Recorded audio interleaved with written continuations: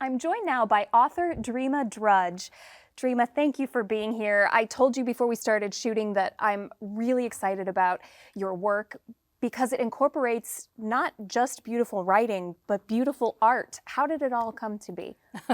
Well, thank you for having me. It's such an honor to be here. I've always been visually oriented. I loved, like, it goes way back to when my mother would read me picture books. And so, I would just pretend I was reading even when I couldn't because I memorized the story. Mm-hmm. And I remember when it made the switch, I made the switch from children's books to chapter books. Well, it's still children's books, but chapter books. Right. And there were no pictures. And then I realized my mind was forming the pictures. And I think that was really the beginning of my love of writing and then sort of painting the pictures in my head. And I think then it sort of became a natural progression of that. So did you decide kind of at that point that you wanted to pursue writing, or was there part of you that thought maybe I should pursue visual art and get these pictures out of my head? At that point, I wasn't sure which direction I really wanted to go in. But then my parents, so I was born in New Jersey. My parents were from West Virginia. And when we moved to West Virginia, because my dad was out of work just a few years later, I was 8 years old. And I found that my grandfather, who had already passed, was a poet. And then I realized that real people could write. And there was something just sort of clicked in my mind. Yeah. And then I didn't remember him much. And so I thought that was a way for us to connect. Wow, I love that. So I was going to ask which came first, the love of art or the love of writing, but they kind of did happen simultaneously. We should tell people the premise of your works. You write based on art. Exactly. Can you Yes. elaborate on it? Yeah.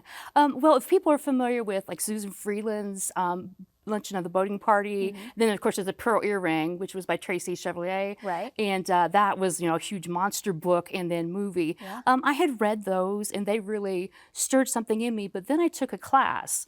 I just took a class just because I love ongoing learning. It was called The Painted Word at Manchester University. And that was just what it sounds like. It was a marriage of art and then books that wrote about art and fiction. Oh, wow. And it was a fascinating class. And I knew suddenly, again, you had that click of, I was like, this is for me. This is what I want to do. And if I have time to elaborate. Please do. Okay, yeah. So the class went to the Art Institute in Chicago with an assignment in mind, and that was find a painting that speaks to you. And so I thought, well, I'm not going to have any trouble doing that. Yeah. And I kind of had, beforehand, I was thinking, oh, maybe I'll do this. But then there was a special exhibit by Matisse there. And I saw his painting of Olga Meerson. And she, I don't know if you've ever seen the painting, but it's in the painting, of course, he doesn't paint exactly real life, if you will. Right. So it looked as if there was this line, as if her lips had sort of been ripped, and there was just this black line. And I wanted to know more about that. And so I started doing research on her. And then I realized there wasn't that much to know about her, except that she herself was also a painter. Oh, wow. Yeah, and so I had been so fascinated. I was like just mesmerized in front of this painting.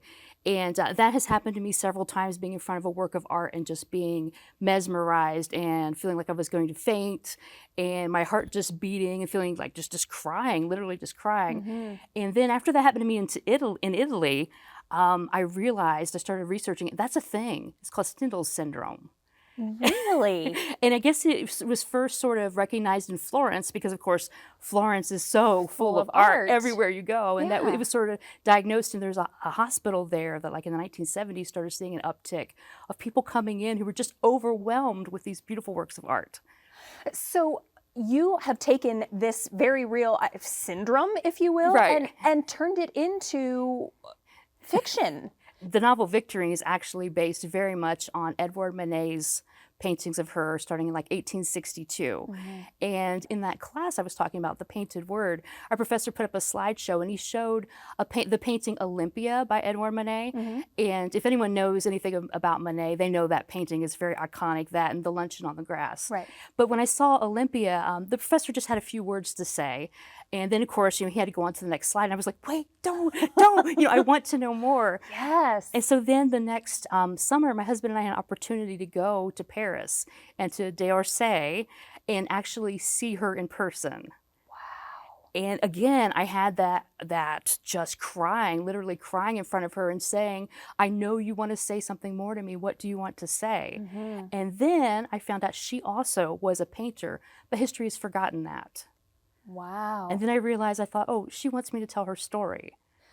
So how much of your work is based on all of the research and nonfiction events, and how much of it is filled in?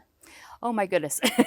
Well, you take the skeleton of history, but unfortunately because Victory Morant was her name, because she was a woman of her time, because she came from a poor family, and because she was a model primarily at that point when Monet started painting her, we don't know a whole lot about her. Eunice Lipton she was trying to do a biography on her, and it ended up being a memoir because she couldn't find enough really to make it a full, in my opinion, I think that was her motivation, biography. Yeah. And so I took the few details that I did know, and then I focused in on the paintings done of her by not just Monet, but Toulouse-Lautrec. And then Alfred Stevens did many paintings of her, the Belgian painter. And I thought, well, at least I can see how these other men see her. It's a starting point. Who is she really if you look around all these different sides of her? And at that point, now when Eunice Lipton wrote her book in the 90s, there weren't any of Victorine's paintings known to survive. Oh, wow. But she had actually gone on to art school after she had stopped modeling pretty much. And then in 2014, one was recovered. I believe it was. Maybe it was 2004, one or the other. And so one was recovered. And so as I was writing, I thought, okay, I have one example, one thing to go by to see who she was and try to figure out how did she paint, what was important to her. And then like a year ago, 3 more paintings. Well, I say were discovered. I can't tell you exactly when they were found, but I had to research, and I finally found them.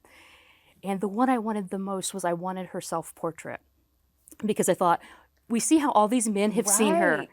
How did she see herself? And that was actually, her work was shown in the Paris Salon, which of course you had to be really good to have your work shown. Right. And her self-portrait was shown in the salon, and I found it over the summer, and it was shown in 1876.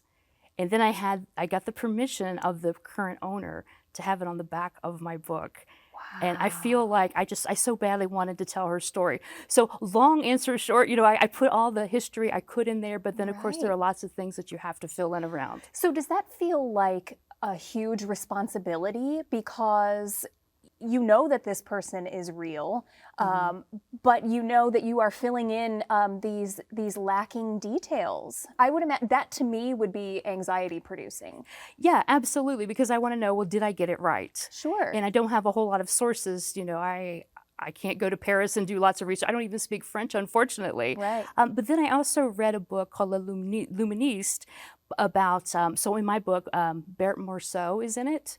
And an author just recently wrote about her. And then the author read my book, and I was so nervous because I'm like, Victorine makes an appearance in her book, and then this woman makes an appearance, Morisot, and I'm like, did I get her right? Because I know you're the expert on her. Right. Yeah, there is a lot of anxiety of wanting to get it right, wanting to have these women's voices heard.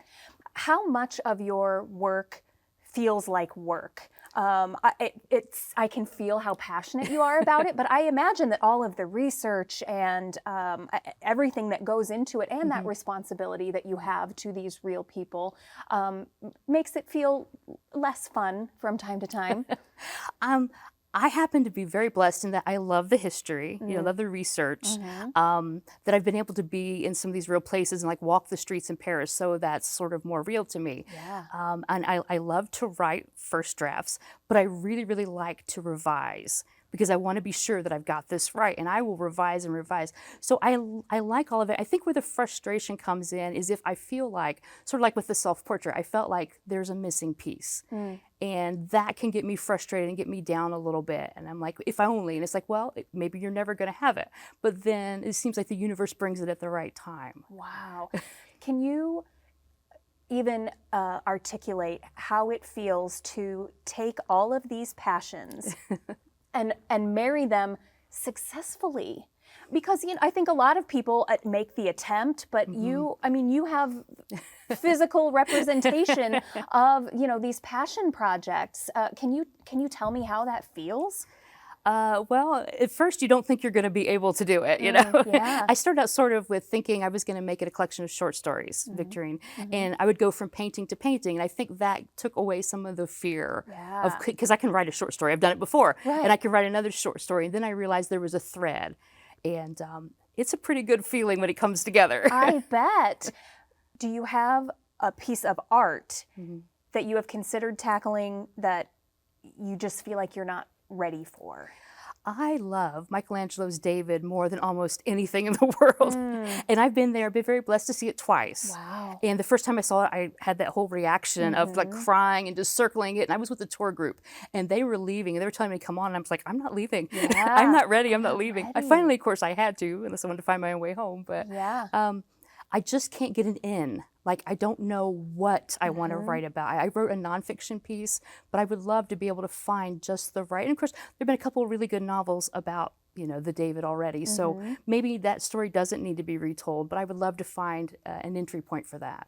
Do you plan on traveling more and seeing more art? Is that always in the back of your head that really what is driving this is the art? Yes. I want to go back to Paris. I'm hoping to do that next summer. And also, I want to go back to Spain. I've been there, and there's a lot of wonderful architecture I want to study. That is one of the subjects I'd like to cover as well, would be architecture. I love it. Dreama, thank you so much for being here. Like I said, I can't wait to read your work. You are inspiring. I hope that other artists can take a look at this and say, wow, I can take all my passions and make it happen. So thank you for being here. And thank you for having me. It's been wonderful talking with you. Come back soon.